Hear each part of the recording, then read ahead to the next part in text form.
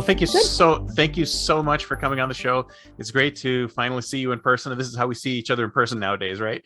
I know. So why don't you tell us a little bit about yourself and your organization and what you're passionate about? Yeah, so I'm Pamela Roussos, and let's see. I've led this kind of journey all over the map, just like I think many people's careers and life leads them in different ways. Especially if you're in innovation. Yes, You always seem to come from do all sorts of cool things.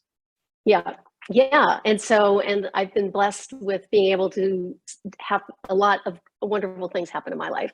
So I landed at the Bay Area, fresh out of college with a Bachelor of Science in Computer Science.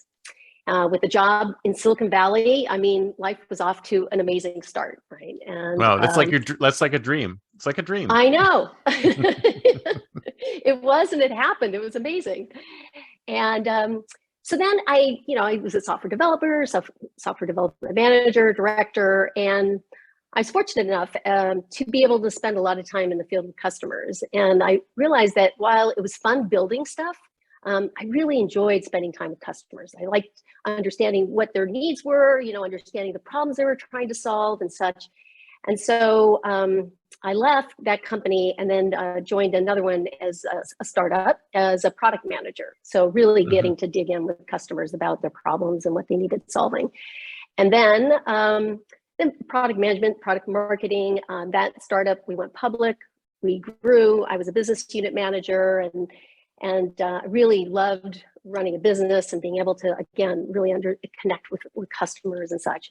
And so, and did that for a number of startups. Did the Silicon Valley, you grow something, it gets acquired, et cetera. And I held positions in all the C-suite office positions, except for CFO. I've been CEO, CMO, COO. Nice. Believe me, you wouldn't want me to be your CFO. Same here. I stay away from all financials. So, and then about, I don't know, 12 or so years ago, I was having dinner with a friend and I said to him, I'm like, there has to be more to life than slinging software. There has to be meaning and purpose. And he said, well, you should check out this program that's running at Santa Clara University. And so I went over to see what was going on, and they asked me to be a mentor for social entrepreneurs. And so I, had my day job, continued doing that, and started mentoring these social entrepreneurs who were very passionate about problems that they're experiencing in their communities. And then using my business experience, I was helping them build a sustainable and scalable business around creating impact. And I loved that. And I continue to mentor social entrepreneurs through today. It's just such a gift to me and so rewarding to me. And so then in 2014, I was at yet another startup living in New York City. And I said, we closed our Series B. And I said, am I in for the next haul? It's kind of a natural reflection moment. I said, I need meaning and purpose in my life. So I left. And then I joined Miller Center as a staff member. So and so for the last 8+ years, I've been working at Miller Center, working with social entrepreneurs globally. And then last July, I left the center because while I love the work the center does, working with these amazing entrepreneurs, Miller Center is really focused on emerging and frontier economies. And I was really being very distraught by what's happening in our own backyards here in the United States. So I've left, and I'm now building a social enterprise to solve two challenges in the United States. I still remain as a senior advisor to Miller Center and get to work with the entrepreneurs there. So I live such a blessed life. I tell my friends that I have the best job in the universe because I get to be working with these passionate people. It sounds like it. I love it. I love it. So it's interesting that you should say that they're only focusing externally, because I mean, other social startups have also looked internally as well. Do you know why? Is that just part of their mandate? Yeah, so I mean, it's where they started, actually. So Miller Center's been around, like I said, it's part of Santa Clara University. It's a center of distinction at Santa Clara, which means that it's not a part of the academic pieces of the university. And so, and where Miller Center got started was over 20 years ago now. The Tech Museum in San Jose every year would have the Tech Awards. These are dinners, that black tie galas that they would select social entrepreneurs, and again, in emerging markets, and give praise and such, and give them $100,000 as an award. And so the founders of Miller Center, what's now known as Miller Center, it wasn't Miller Center back then, went to follow up with these entrepreneurs, a year, 2 years after they got $100,000. And, $100,000 goes a very long way in Uganda or outside India, of the Bay Area too. Exactly, that too. So here it's pocket change, right? It's like you drop that at Phil's when you. True. And so, but they found that these entrepreneurs hadn't really gone very far, wasn't creating the impact that they had the potential and certainly the need to scale to, because there is so much need. And when they kind of dug into that a bit further, they saw that it's that they didn't have the business skills. They cared passionately and knew the challenges of their communities and could solve to that. But then when thinking about, okay, well, then how do I think about building this up? Thinking things that we just naturally do think about in Silicon Valley. Who's my target market? What's my value proposition? Who's the competitive landscape? What's my financial models? All those things. These entrepreneurs hadn't known how to do that, hadn't learned how to do that. And so that's where Miller Center basically got formed. And it's kind of the way that I think about it is it marries the Jesuit ethos of serving the poor, because Santa Clara is a Jesuit university, and with the Silicon Valley DNA of entrepreneurship. So it's and so that's where it got started. And Miller Center has now served over 13,000 entrepreneurs globally. And right now, I mean, there's huge, strong word of mouth, and that's, again, it's outside of the United States. And so yeah, like I said, it's kind of the genesis of where it started. And so it continues. Can you describe like a specific success story so we can like follow it through? Yeah. So, I mean, there's so many. I bet. and I love to talk about all of these people. So let me kind of share a few. Like, there's a organization actually based in the Bay Area, in Gaza, that they came to Miller Center ran through the first program in 2011.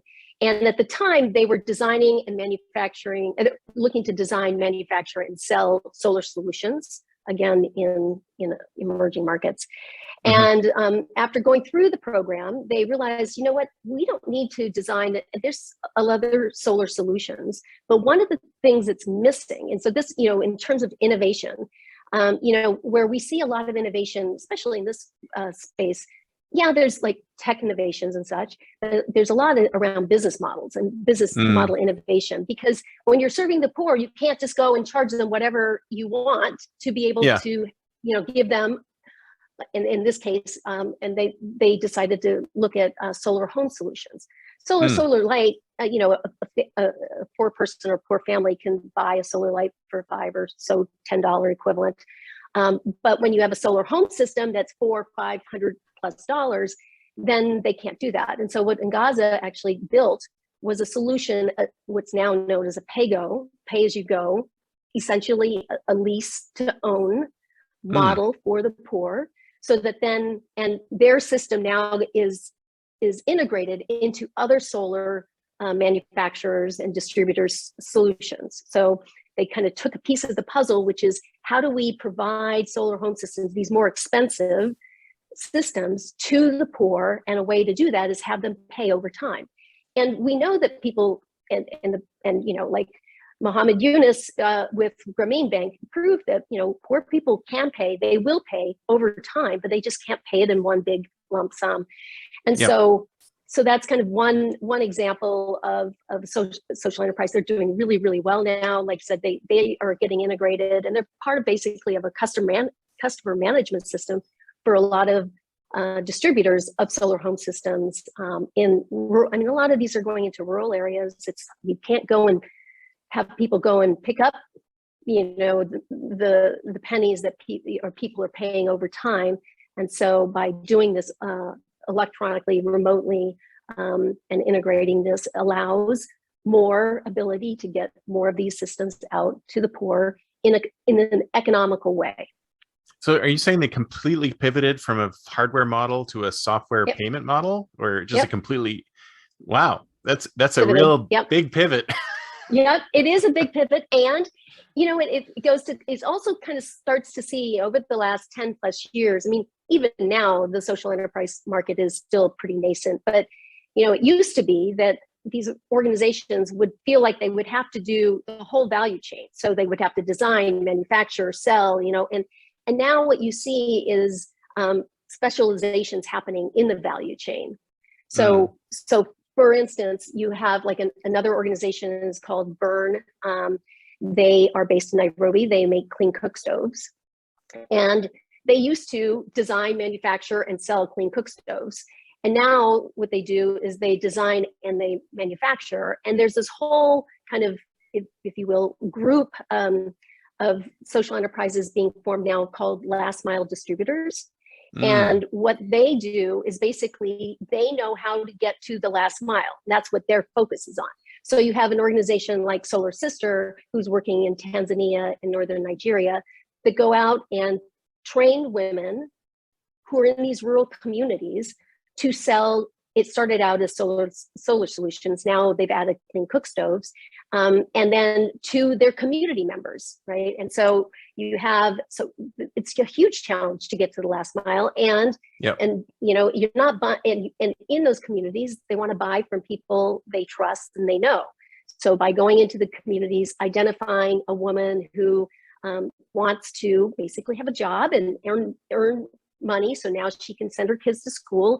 You're able to get into that. And so Burn doesn't have to figure out how to do that and spend a lot of money doing that. It relies on a Solar Sister or an organization based in Nairobi called LivelyHoods, which works now across Kenya, is working in slums. So training women and youth how to sell socially responsible products to their neighbors in slum communities.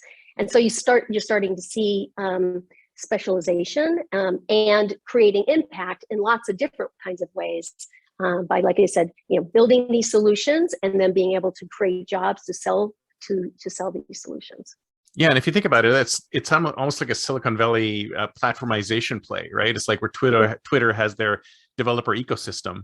It's almost like your initial thought is, oh, I want to create this vertical, and then you realize there's so many, you can leverage so many networks that are pre-existing. And bring business and work for all these people that are out there, because it's better to buy from somebody you already know and trust.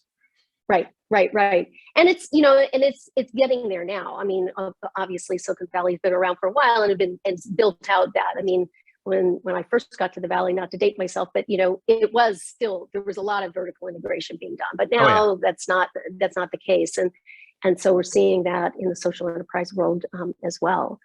So very cool. So it's and like I said, a lot of the innovations that are happening are around the business models and being able to figure out how to get products and services to people that how do you lend to someone that doesn't have any assets, that doesn't have a bank account, right? So there's all these challenges, and so solving using technology and other ways of solving to them, to be able to solve to these really hairy, thorny problems. Mm-hmm, mm-hmm. So how are these problems discovered? So first, actually, let me backtrack a second. So what you were doing now basically very similar to that, but focused inwardly, or is there a different twist to it? Yeah, well, there is a bit of a different twist to it, but it is very similar. So it is. So what we're going to be doing, what we're doing is replicating a model that's been built out, working with social entrepreneurs in neighborhoods. So going into, marginalized communities, marginalized neighborhoods in a city. And so this is already being proven out in Baltimore. So there's an organization called Innovation Works in Baltimore that about 4 or 5 years ago, they came to Miller Center and said, we're interested in understanding what you're doing with social entrepreneurs globally. And we want to see if we can replicate that model in Baltimore to solve problems of Baltimore. And Right. they said, yes, they could. And then they realized that what they needed to build was a neighborhood strategy. So being able to go into these neighborhoods and, people in the neighborhood, they understand the challenges they're faced with. They just don't have the resources to, and understanding about how to ideate solutions to these challenges, and then be able to prototype and do the MVP and all the things, again, that we all know kind of gets done every day, every minute in Silicon Valley, and then build the business and all of that stuff and accompany them through that journey. And then also what Innovation Works did on the other side of that is said, well, all of these entrepreneurs need investments, and there's not a lot of impact investors around Baltimore, so they raised a fund to be able to invest in these, and then with the ability to crowd in other funders to fund these entrepreneurs. And so it's that model that has Miller Center in the middle of it that we're going to be replicating to other places in the US. And again, what it does is it just is like and acknowledges that there's innovators on every corner. And if you give them the ability to, again, ideate and think through and build up solutions, then they're going to strengthen their communities and therefore strengthen the cities in which those neighborhoods reside. So do you actually? Sorry, no, keep going. Okay. I was going to say, so that's what this was about. So yeah. Okay, so I guess I want to find out, like, are you proactively going out there and finding these groups, or do they come to you, like, or is it both ways? So at Miller Center, it basically has a call for applications and does worldwide calls for applications for different programs and such. And like I said, now it's been around for almost 20 years. It's got a huge word of mouth following and such, and it can now. And what Miller Center doesn't do is take a community strategy. Like Innovation Works is working in the neighborhoods and such. So Miller Center, a lot of the call for applications is focused on women's economic empowerment, and then they'll have entrepreneurs focused on education in India in a cohort with entrepreneurs working in water in Uganda and whatever. I mean, so it's as long as it's all focused on women's economic empowerment. And so the difference in this model that we're going to be replicating is really taking a neighborhood approach and saying, okay, how do we strengthen a neighborhood? And these, various neighborhoods, and not just one neighborhood in a city, but multiple neighborhoods, to be able to create economic wealth within those marginalized neighborhoods. So yeah. So it sounds like you're providing them with more than just funding, right? I mean, obviously, it's the whole gamut. Yeah. So, yeah. And social, I mean, as you know, entrepreneurial is not a one and done. I mean, it's a journey. And so being able to provide support for them every step of the way. And one thing that I should mention that I haven't is that, so there's the programming aspects of what Miller Center does and Innovation Works and such. But really where the magic happens is that the entrepreneurs get paired up with mentors who are business executives. And these mentors accompany the entrepreneurs through programs and beyond. So, and like I said, I started mentoring over 12 years ago, and the mentoring process is like, we meet, I'm mentoring 2 social entrepreneurs right now, and we meet weekly. And so there's the curriculum programmatic aspects of it, but the reality is that we're getting together weekly. And so, we're talking about life, and every entrepreneur has their hair on fire problem of the week. And so those all, all come, and those all come to the call. And so you as a mentor, you really kind of get, embedded with these entrepreneurs and on their journey, and continue to support them. In fact, one of the enterprises I mentored in 2011, I'm board chair for. I mentioned LivelyHoods based in Nairobi, so I'm the board chair for them. And a lot of the mentors will go on and be continue to be advisors and or be on the board chairs, etc. So what kind of qualifications does a project need to be part of this? So with Miller Center, you have to have some proof of product market fit, so some revenue. And we looked to see at least $50,000 of revenue.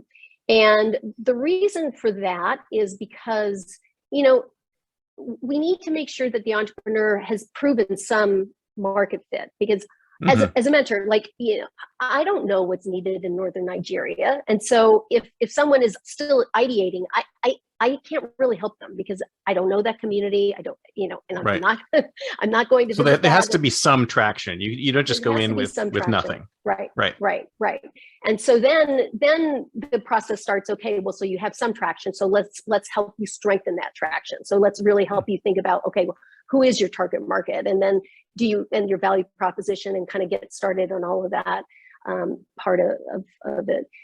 Now with Innovation Works and the work that we'll be doing here in the United States, actually we will start in ideation mode, because again, there's a lot of people in communities that have some thoughts about solutions, but don't know how to think about and don't understand user-centered design and like I said, building a prototype and MVP and all those concepts. So we'll be starting a lot sooner in that process. Right. So when you're talking to you, they probably already know what the issues are, what the major issues are that need to be dealt with, right? And then you sort of ideate around those issues, and then see if you can create some type of business around them. Or do you end up with nonprofits in the end? I mean, what's the outcome, the output? Yeah, and so a social enterprise it could be a nonprofit. It doesn't always have to be a for-profit, or in a lot of times now we see hybrid business models, so a for-profit and a nonprofit arm. Now with the nonprofit, what we want to see is that they have what we call an earned income model. So they're using business principles. They're earning some income for the services or products that they're providing. Now, they might never be able to be fully sustainable on that, so they might need some contributed income, but it's not that they're not just solely needing and reliant on donations and grants and things like that. So and we would like to see over time where they're weaning themselves off of that, so that that they have something that is proven that it's valuable to the beneficiaries, the customers. Interesting. Have you had any pushback from any parties at all, like governments or the state or other businesses, or has anybody said, wait a minute, this is stepping on my toes, or this is a problem? Have you ever had that situation? Yeah, sometimes. I'm remembering an organization that's based in Uganda doing clean water. And they actually had a solution working really well in Uganda, and actually had was working also in Rwanda. And then we're looking into Kenya, and actually had started building something in Kenya. And then the Kenyan government said, hey, wait a second, no, water's ours. And now the reality is that they're not really delivering, but water's ours. The other, another place where I've seen, it's. Were you able to get around that, or did you just say step back and say, okay, well, step back, yeah, okay, yeah. I was just wondering if it was any way you could have pushed through, but I guess not in some of those situations. Yeah, in some of those places you can't, or you just decide, look, it's not worth the fight, and there's plenty of other solutions, other need. They can scale their business in Uganda. They can scale in Rwanda. There's plenty of other countries in Africa. And I do know that actually they did go to Ethiopia. The name of the company is Jibu, Ethiopia, and I'm thinking maybe Zambia. I can't remember. But so there's plenty of other places, if there's going to be some pushback, there's other places to go. The other thing I was just asking if Uber style, you kind of did some permissionless innovation where you just sort of launched something and you got pushback, but eventually got through. You haven't really had that sort of situation. Like you said, there's plenty of people to help, and you go somewhere where there's less friction. Right. Yeah. Another place where it's not necessarily pushback, but one of the things that the Indian government has said that, basically they're going to electrify everywhere across the country. Right. And, who knows when that's going to happen. And then also, there's electricity and then there's electricity. And, if it's only working for a couple hours a day, it's not much use really at the end of the day. So what it's 4 o'clock, whip out your phones. No. Exactly. So what I've heard is from some social entrepreneurs in India, some pushback that they get from the communities, not from the government, but the communities have said, well, no, the government said they're going to electrify us. So, why do we need you?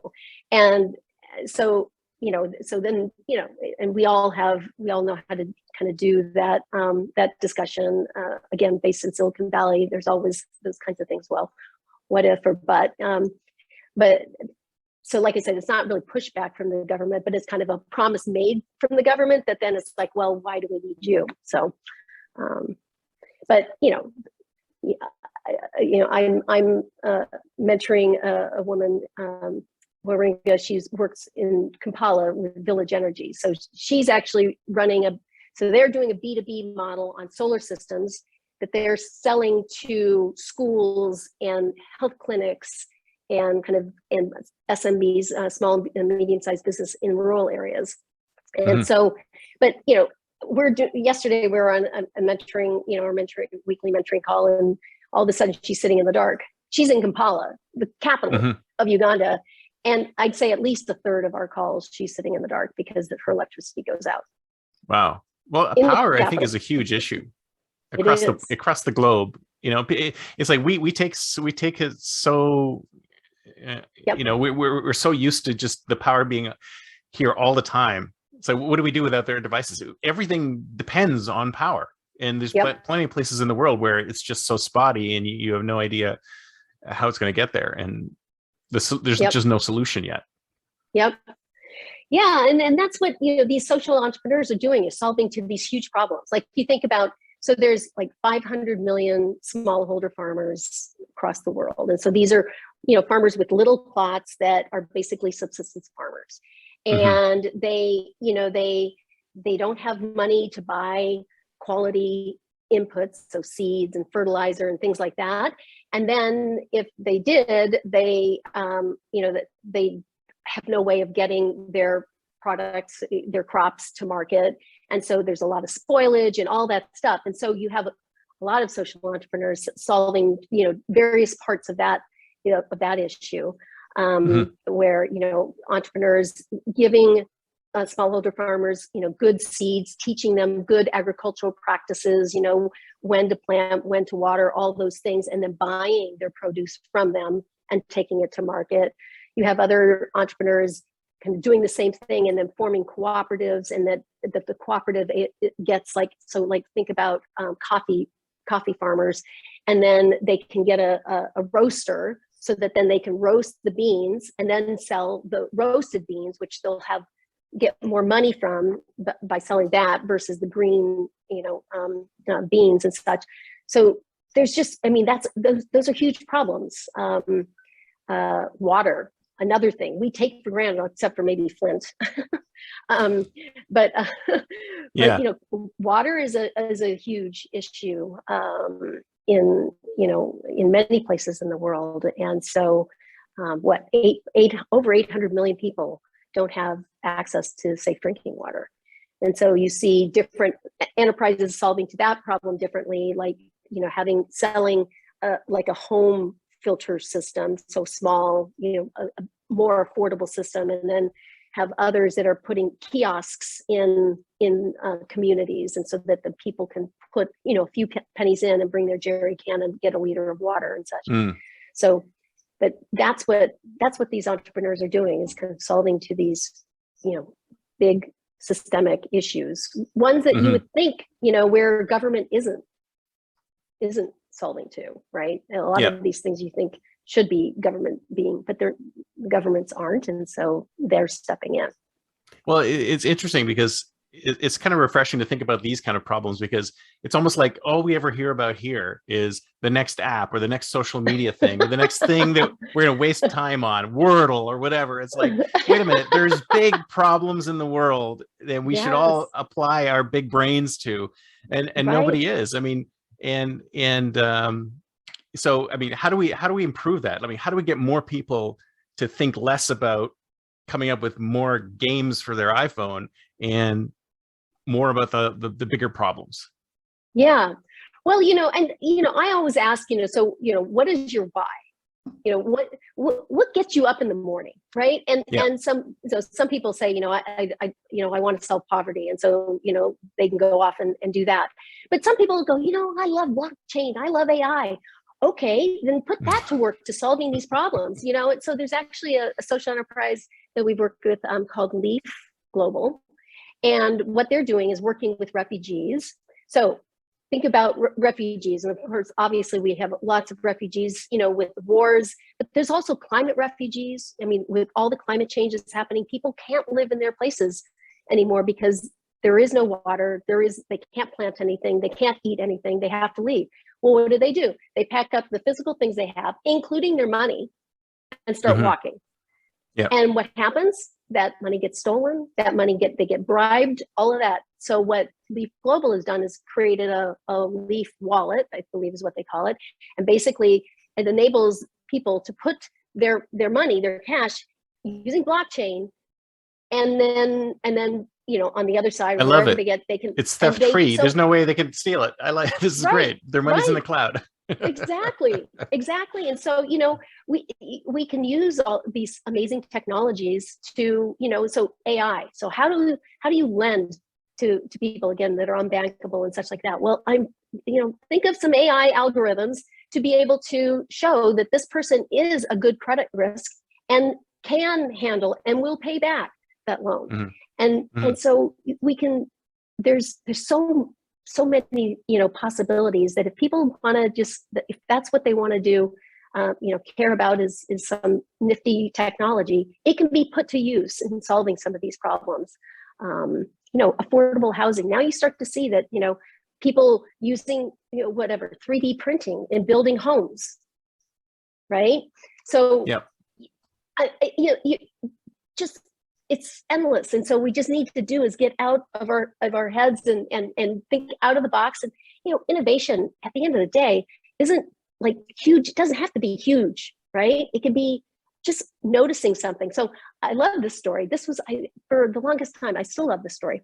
So there's an organization called Nora Health, and actually the founders went to the Stanford D School, and they then they decided to work in India. And so they were just kind of looking at healthcare and trying to think about how they might do something around healthcare. So they went and hung out at some hospitals in India to see what was going on.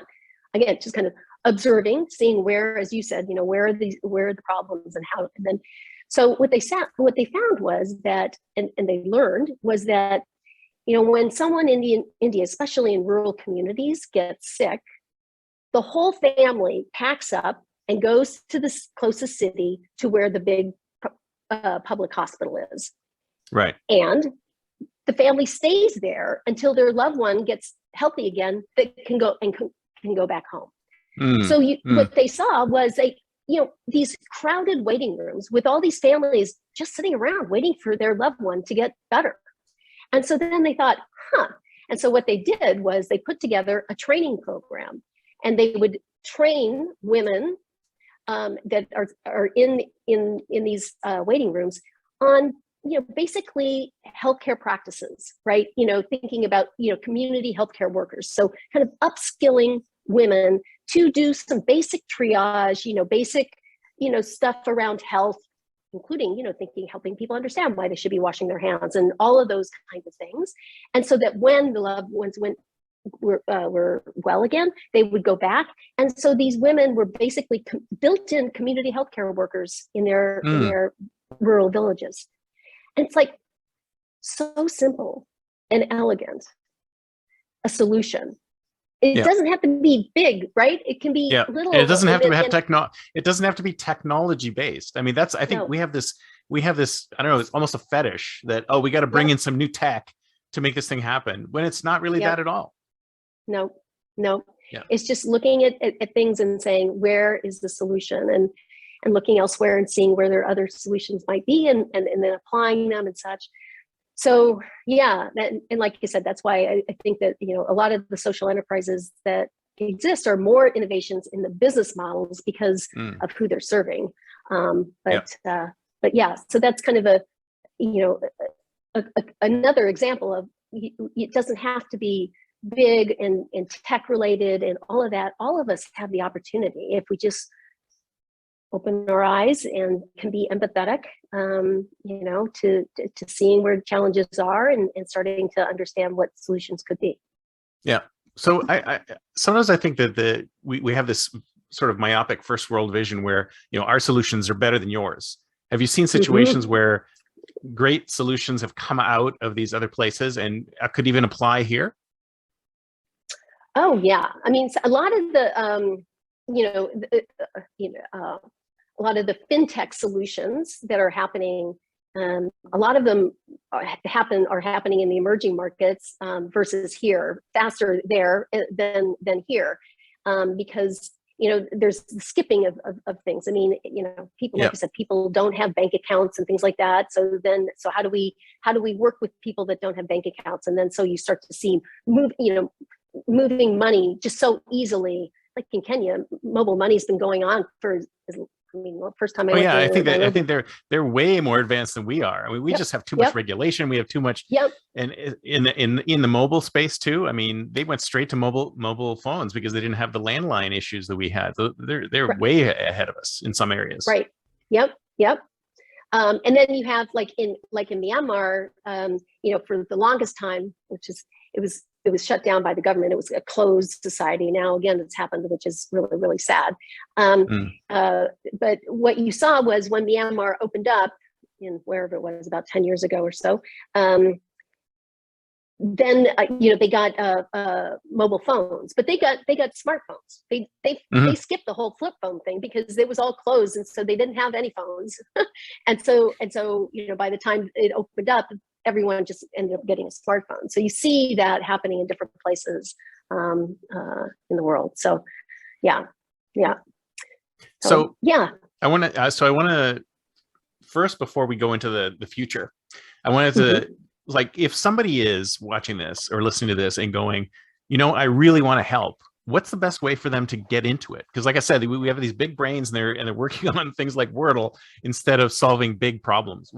How do you actually, like, what do you need to do to actually do that? How can you help?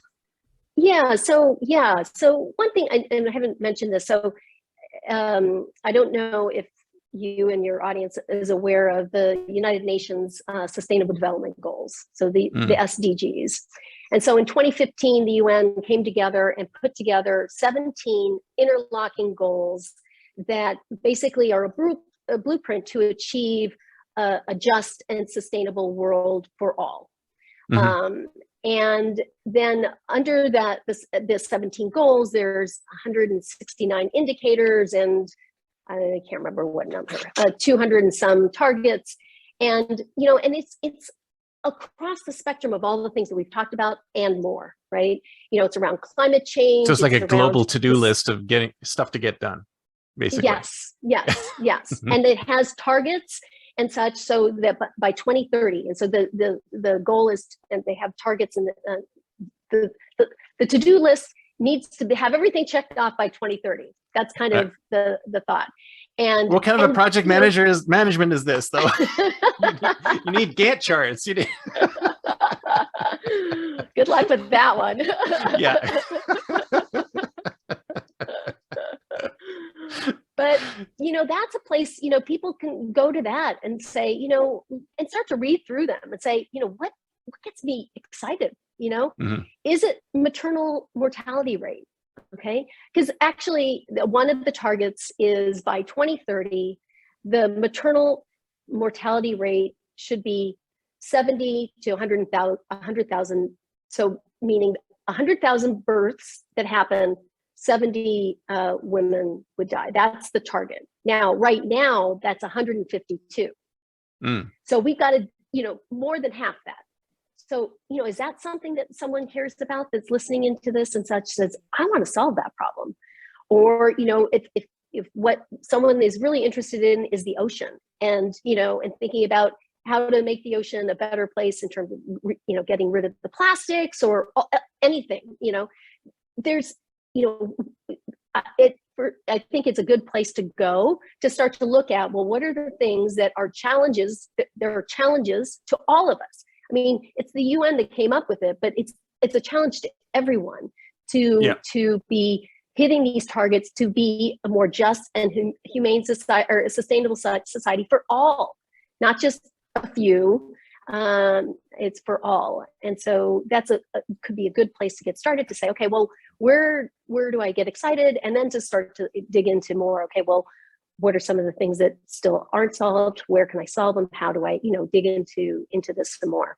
So if I go through this list and I go, well, that looks really interesting, I'd really love to help there. Do you just, are there ways to contact people or organizations in that space so you can offer assistance, or what happens next? Yeah, so I mean, certainly looking at organizations that are already working in the space. So there's we've talked about water. There's some overall water organizations, that basically are, if you will, membership organizations of lots of different water companies. We talked about last mile distributors. There's the Global Distributors Collective that is kind of, again, I think about it kind of as a trade, what do you call those things? Trade association for last mile distributor companies, right? And so there are some connect points. There's GOGLA, which is the global electrification thing. So depending on where where you're interested, there are some, if you will, Uber organizations that then can direct, where you might want to go based on what your interests are and such. So, awesome. Yeah, I definitely need to get all that information and put it in the show notes for sure. Okay. All right. So, because I want people to take action, because I mean, like I said, let's think about bigger things. We've got such big brains here. We need to apply them to more challenges for the human race generally. So let's talk about the future. 2032. It's 10 years from now. Where will we be? Do you think we'll have hit any of those goals?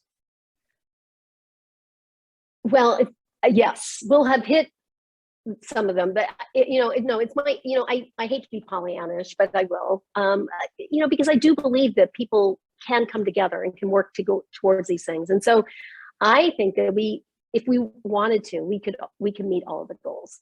And it takes all of us. So we've been talking about entrepreneurs, which is an important piece, but we haven't talked about the capital providers. I mentioned impact investors, but there's capital that's needed in order to do this, and regulation. We talked about government policy and such like that. So it takes all of us to come together. And I think that in some areas we're making better progress than others.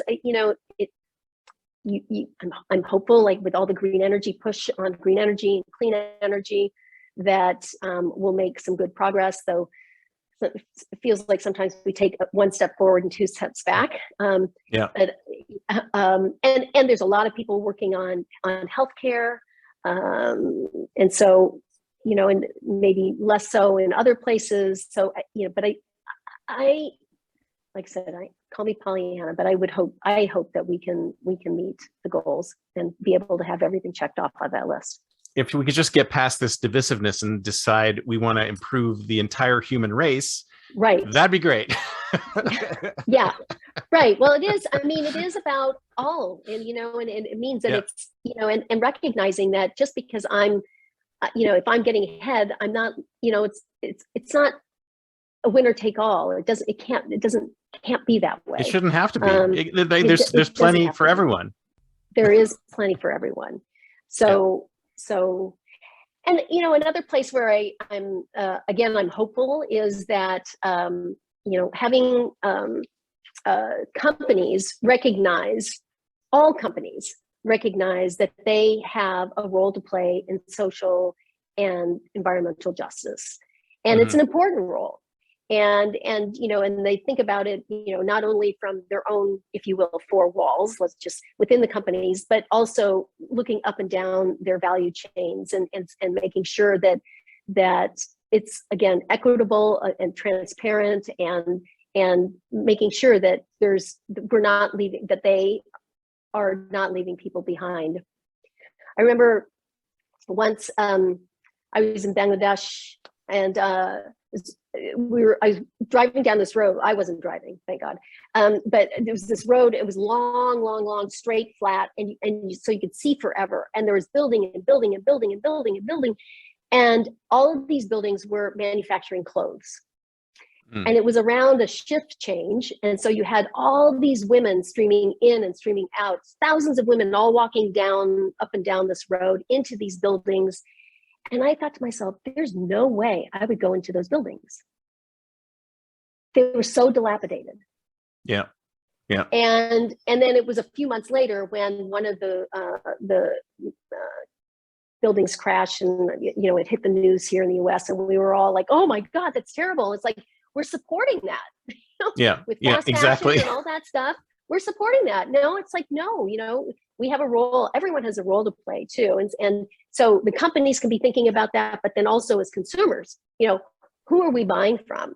And are we making sure that they align with all of our values? And that's been something I think too, that, we lose sight of, that we have ability to say, simple. It's not really, it is simple, but it's not so simple, like my banking relationship. My values do not align with the bank that I'm banking with, that I have been banking with for a long time.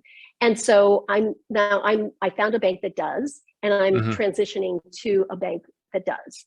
And it's like everyone here that is listening has a bank account. Yeah. Does it align with your values? And if it doesn't, I know it's painful. I'm going through the process, trying to get everything moved over, but it's important to do. Yeah.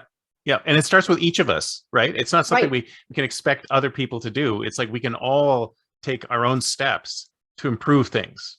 Like you're saying, go to a different bank, buy from it. Like, it would be great if we had some type of solution that would actually allow us to look back upon the supply chain of everything that we're looking at, right? So you're standing in a store and you can call up something that says, hey, this was manufactured here, and this were the conditions, and this is how it was manufactured and stuff like that. I mean, there's so many ways. We really need all that information. It's probably available. Right. There's just, we all need to be more informed about everything that we do. And I think we can be more informed about everything we do. It's just, we have to take on the responsibility of informing ourselves. Yep. And getting back to what do people do? I mean, that could be a solution. I think I've heard of some folks that, you can go in and see, some information about some products and things like that. But that's, I'm sure there's a whole lot more work that can be done there. And then when we hold companies accountable to providing transparency, so then you said, that data is available. Well, if companies are being transparent, that data is available. If they're not, then it's not. And so then why would we be doing business with them? So yeah, it starts with each of us, that we all have I'll say a moral responsibility to be doing this. And then collectively, and that we're holding each other accountable. I think, that's how we get there. It's not us, each doing our own thing and just looking after ourselves. Yeah. And encouraging others to do the same. I love it. This has been great. Thank you so much. So what's the best way to get in touch with you? Is there a website we can drive people to? Well, so I can provide some information, and you can put them in the show notes. I mean, so certainly Miller Center's website, and the replication project is still getting started, so there's no website yet, but over time I can. And then getting in touch with me, I'm on LinkedIn, so easy to get in touch there. I'm not as much a user of Twitter, but I'm on there. So happy to reach out. Would love to help if there's questions about again, how do you get started and things like that. More than happy to support that, because I think that's the way this is gonna, the future that I am putting energy into making happen will be all of us together collectively. Absolutely. Well, thank you so much. I'll definitely put all that information in the show notes, and it was great talking with you. Thank you so much. Thank you. Thanks, Chris. Take care. Bye-bye. Bye.